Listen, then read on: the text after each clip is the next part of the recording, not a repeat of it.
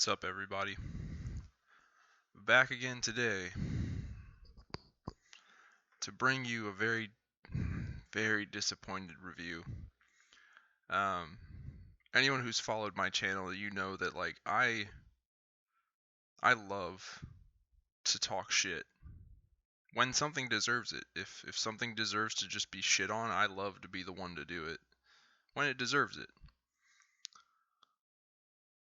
But I was really hoping this was not going to be the case with this thing. You guys can tell by the title of this video, this is my review of Masters of the Universe Revelation. It sucks.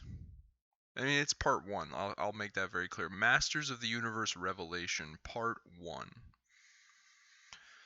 It's fucking terrible. It's absolutely terrible. All the rumors were true for the most part about He-Man being sidelined and this being like a I'm using quotes from other people here. Like, these are not my own words, but people calling it a feminist trap. I see what they mean by that, like, because it was all true. And I'd heard all the rumors prior to actually watching it, but I was just decided to be one of those people that was like, you know what? I'll wait and see. I'll check it out when it comes out. I'll decide then. I'm already paying for Netflix. It's not going to cost me anything extra to try this. So, yeah. We knew Kevin Smith had contradicted himself. Early on when this thing was first announced, like, he came out and said, like, I was not a fan of He-Man growing up as a kid. It wasn't my thing. Later on down the line, he was reported saying that he was a lifelong fan of it and he had all the toys, so he already contradicted himself right there.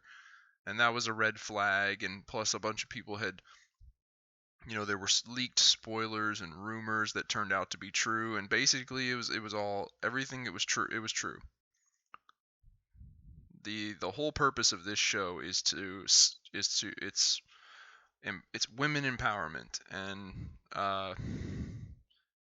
but they do it in the most the shittiest way, the most inefficient way. They do it by taking a very popular, very beloved, strong male character, sidelining them so that this woman character can then come in and step on him and overshadow him. And that's not equality. That's not what equality is. Equality is them existing side by side. Part of this kind of feels like it's almost like Netflix's revenge for how hard that She-Ra show they tried to do failed. Like, it didn't take off. It didn't take off because He-Man's more popular than She-Ra, uh, and it didn't take off. And for the people who did watch it, they were simply watching it because it was He-Man, Grayskull related. But the number one question with that show, that She-Ra show, was, yo, is He-Man ever going to show up? Are we ever going to get a tie-in series of He-Man? It's like these people were doing this She-Ra show. It's supposed to be all about She-Ra and really, really showing off She-Ra, and all anyone gave a fuck about was He-Man. He-Man, where's He-Man? And I could see how that would piss people off. People put a lot of time and effort into making a really good She-Ra show, and all it succeeds in doing is creating interest in He-Man. Fuck, man. If you want to hear all the little minute, nitty-gritty reasons for why this show is bad, why it's terrible, you can watch some other review, because there's just this big umbrella term that can be used to sum up why this show is bad, and that is agenda pushing. That's what it is. Like, people are not as stupid as you think they are, Hollywood. We can tell when an agenda is trying to be shoved down our throats, and we don't like it. We don't. It's like, think about it like this. I don't personally harbor any ill will or prejudice towards Jehovah's Witnesses. As a group of people, I don't give a fuck about them. They're Jehovah's Witnesses. They're out there in the world. They're doing their Jehovah's Witness shit. I don't care. I harbor no ill will or prejudice towards them as a people at all. But when one of those fuckers knocks on my door and makes me like, I don't have a I don't have a front door that I can really look out of. If my doorbell rings, I got to go out my front door, down like a walkway, down a flight of stairs to the door where they're actually at. I gotta put on shoes first. I gotta put on a hat. So when I get down there, my day has been interrupted. Whatever I'm doing has been interrupted. And let's say I was watching He-Man and the Masters of the Universe when my doorbell rang, and I go through all this trouble to go downstairs and answer the door, and it's a Jehovah's Witness, and they're like, "Hey, we were wondering if you had a moment today to talk about our Lord and Savior Jesus Christ." And I'm like, that is irritating and it's annoying because it's like, guys, stop trying to push your agenda into my life. If I wanted to know about Jesus Christ, I would be doing that right now. Instead, what I want to be doing right now is watching He-Man and the Masters of the Universe. So that's what I was upstairs doing. This is kind of like, instead of the Jehovah's Witnesses, I was sitting in my apartment watching He-Man and the Masters of the Universe. My doorbell rang, and this like feminist advocacy group was at the door. And they're like, "Hey, we wonder if you had a moment to talk about like feminist issues." And I was like, "No, I don't right now. What I want to be doing with my time right now is watching He-Man and the Masters of the Universe. But you guys have interrupted that with this agenda shit that you're trying to push." That's exactly what happens with this show. And it's so annoying. I harbor no ill will or prejudice towards Jehovah's Witnesses, but it annoys the fuck out of me when they knock on my door and try to talk to me. Because they're trying to push an agenda that I didn't ask for into my life. Stop doing that. Stop doing that. We're gonna take a look at some stuff here that's gonna prove that I'm right. So if we look right here, here's just a lot of the reviews on YouTube. Absolute disaster. The title of this doesn't really give anything away, but I watched it. Her review is not positive. Just bad, bad, bad, bad. This guy clearly hated it. It's like face palm. Bad, bad. Everyone's hating this shit. Wasted, bad. Everyone's hating it. Google reviews 2.3 out of 5. Rotten Tomatoes, fuck this shit. We all know this shit is rigged. This is the people behind this shit are the same type of people that are the agenda pushers. So of course they loved it. Look here, average audience. The average person, 29%. That should tell you something. It's clearly bad. Like it's clearly not pleasing people. People are not finding it entertaining, and it's because of this agenda pushing bullshit. Now, what is the agenda exactly? Well, in this case scenario, it seems to be mainly, female empowerment, women power. There's other little agendas put in there. And here's the thing, guys. There's nothing wrong with female empowerment. It's not a bad thing. It's just not what we want in our fucking He-Man show. We just wanted the thing that we loved from before to be brought back to us, but kind of elevated a little bit. Like, we basically think about like the He-Man and the Masters of the Universe show that was made back in the 80s, that cartoon. If that had been made with like a PG-13 almost rated R rating, like if that show had been made and they were allowed to show violence, like real violence, that's all we wanted out of Masters of the Universe Revelation. But people had to go and throw their agenda in there. The thing about pushing an agenda is it's never going to work. You cannot force people to embrace something that they don't want to embrace. Well, you can, but it takes a much higher level of force than this kind of shit. If you want people to embrace an agenda, you want to force them to, it takes like violent force. Like, you got to put a gun to their head and say, "Look, your choices are you embrace this agenda or we fucking kill you." And you're never going to do that. So clearly this kind of shit doesn't work. It's been tried and tested enough times now. I feel like we should just drop it. The way you don't infect established things with a new agenda that you're trying to push, just because like He-Man and the Masters of the Universe, it has a cult following. It has an actually pretty big following. And it's like the people trying to push this agenda go, okay, if we advertise for this new Masters of the Universe show, people are going to come watch it. So since we know that we already have this huge audience hooked in, now here's our chance to infect this audience with our agenda. Just slip that shit in there and get a whole bunch of people to view and embrace and experience our agenda. Yeah, but you tricked them into it, so they're automatically going to be mad at you. So it doesn't work.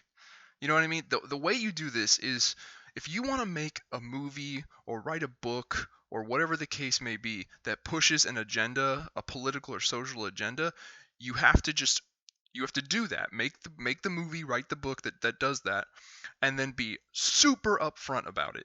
Be super upfront. Hey guys, I just made this TV show and it's 100% about pushing the agenda of female empowerment. Be straight up front about that from the get-go. Now, the people behind agendas like that, they're going to go, okay, yeah, but if we're really upfront about it, everyone who's not on board with that agenda is just going to ignore it. Yeah, that's the world we live in, and that's what you got to work with. You just got to deal with it. You just got to put your shit out there, be honest about it, let the chips fall where they may. Okay, but then how do we, if we're just like putting stuff out there and letting the chips fall where they may, how do we ensure people, get on this new train? How do we make sure people get with the program of this new agenda? You don't make sure. You don't make sure. You just let the chips fall where they may, and you let people decide for themselves. That's the way it's meant to be. And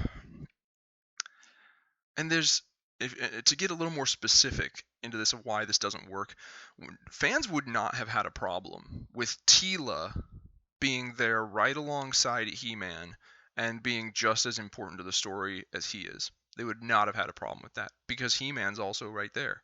That's the thing. Equality means both at the same level. My buddy that you've seen on the channel before, maybe, he likes to, when he talks about strong female protagonists, he likes to use Ripley from Alien and Aliens, the Alien franchise, as a good example. And that is a good example because there are, specifically for the movie Alien, all of the there's men and there's women on that ship, and they're trying to avoid and escape and trap and this alien creature that can kill all of them.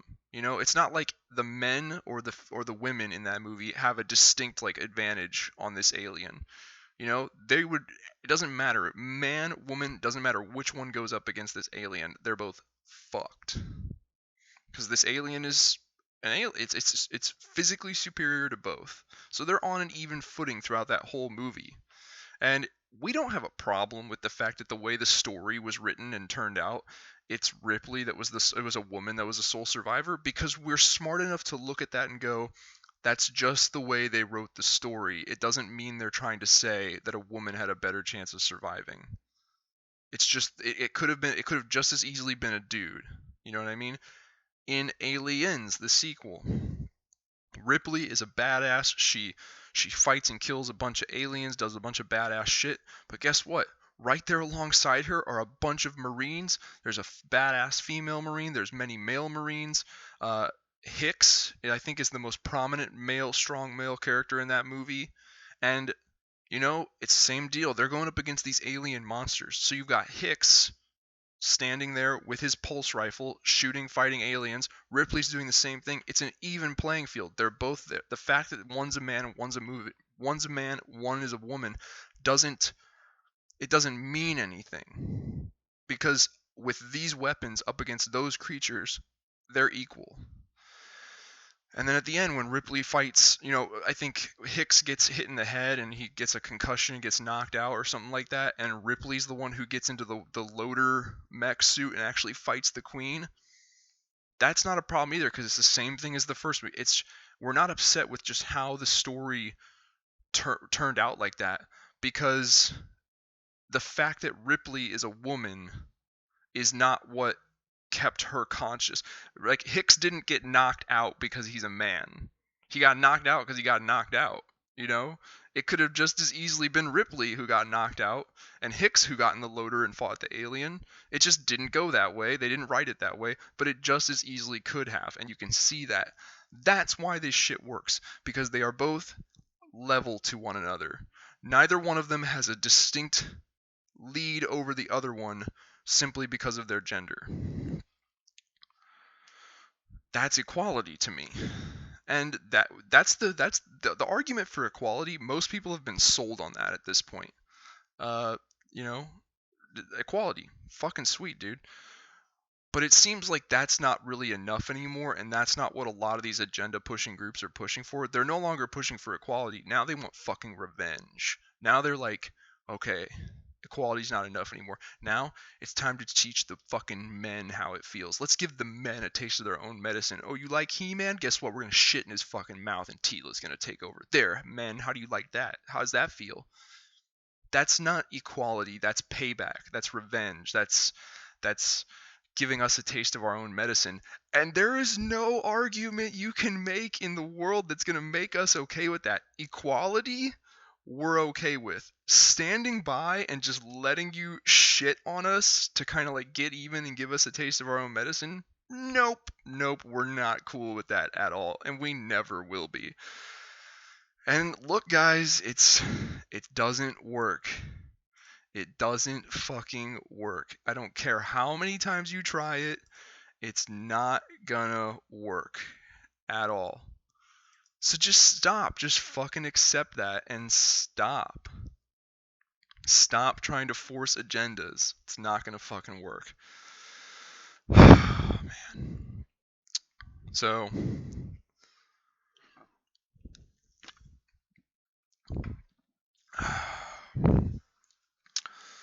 that's that. You know. Only other thing I really wanted to touch on is this being part one. That means there is gonna, well, maybe not, but ideally there was gonna be a part two.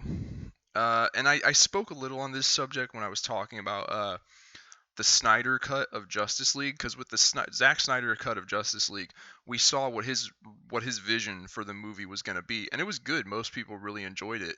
I personally really enjoyed it as well. But it's one of those things where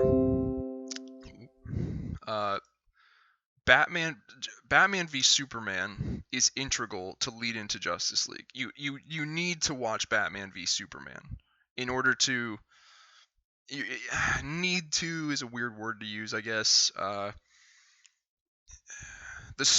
way the story is structured, Batman v Superman is supposed to be experienced prior to his Justice League movie, either version of Justice League, you know. But Batman v Superman is in and of itself not a good movie. It's just a movie that's there. It's just a brick in the road, you know. It's just another plank in the ladder to get you across. It's a bad movie on its own. On its standing on its own two legs, it's bad.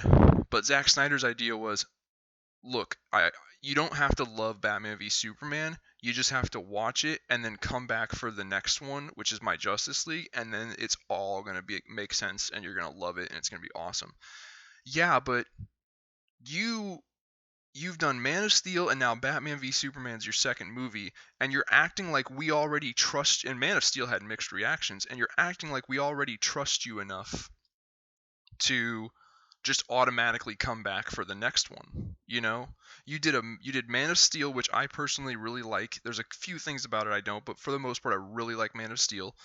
But a lot of people didn't. So you did a Superman movie to mixed reviews, then you did Batman v Superman to poor reviews, and now you're just assuming that we trust your artistic vision bullshit enough to just automatically come back for the third one.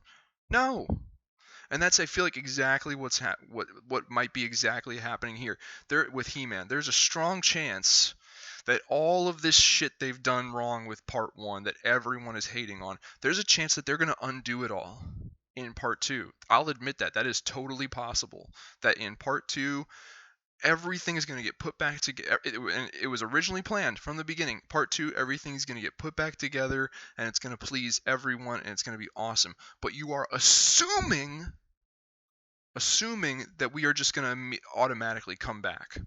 You're like, we don't need to make part 1 please people because we got their money. All right, they're going to come back, and when they come back, you know, that then it'll all make sense and they'll be happy then. You're assuming a lot. That's really arrogant of you. That's taking your audience for granted. Like oh, we don't have to do a good job with part 1 because we'll do that with part 2. You're taking us for granted in assuming that with part 1 being shitty, we will even come back for part 2. So, and that's why I like, even though Zack Snyder's vision for Justice League, even though I liked it and it was good, I still think he fucked up. I still think his plan should have been to have each movie be good in its own right and not just be like, okay, this is a throwaway setup movie. Its only real purpose is to set up for Justice League, which is going to be the really great movie. No, that's a terrible plan. Have each movie be as good as it possibly can be. You gotta, if you're gonna do shit like that, you have to earn your audience's trust first. Marvel can make some throwaway shit. It can, because it's earned its trust by now. We know, we're like, when Marvel gives us a throwaway piece of trash mini series or movie and it doesn't really fucking matter and it's just there to, it exists solely to drive the story forward, we're okay with it now at this point because we go, oh, that movie was kind of shitty. And I really just think they made it to drive the story forward. But you know what? They've proven to me that they're where they take their stories is fucking awesome. So I'm on the train. I'm on the ride. I will deal with them. They've earned my trust. If they want to hand me just a fucking stepping stone of a movie, I trust that they go, hey, just you. This is just a stepping stone. Don't look at it too closely. Don't judge it too harshly. Just use it to get further in the story. Trust me, further down the line in the story, it's gonna be awesome. I trust them when they pitch me that because they've proven that that's the case. Marvel, Star Wars, He-Man now. You haven't proved shit. You haven't earned trust from us at all. So you shouldn't be acting like that. You shouldn't be assuming we're already coming back. You shouldn't be taking your audience for granted like that. You shouldn't. You should not. But maybe they are. I don't know. All I know is part 1 sucked because of agenda pushing, and that's just the way it is. That's as far as I'm going to go into that. I don't need to go any farther because every single little detail of why this part 1 of Masters of the Universe Revelation part 1, every single little detail of why it's bad is already being said by everybody. So you can just go watch one of theirs. But overall, it sucks because of agenda pushing. You can't push agendas on people. It doesn't work. It does not work. It does not work. You have to just make your shit, your book, your comic, your movie, your game. You have to just make your shit, be honest with people about what it is, and let the chips fall where they may. And if they don't fall in your favor, fuck it. You win some, lose some. That's it. So that's my take on Masters of the Universe Revelation Part 1. Really disappointed. The animation is great. I'll say that. That's the one positive thing I can say about it. The animation voice acting, top fucking notch. That's why it's such a disappointment. Because if it had just been the way it was meant to be, with this animation and these voice actors, fuck, it would have been like the best He-Man show of all time. But, oh well, that's my take on Masters of the Universe Revelation Part 1. Let me know what you guys think. Please leave some comments below. If you liked this video, give it a like, give it a thumbs up. Check out some of my other videos on my channel. Subscribe maybe if you like. And other than that, I will see you guys next time.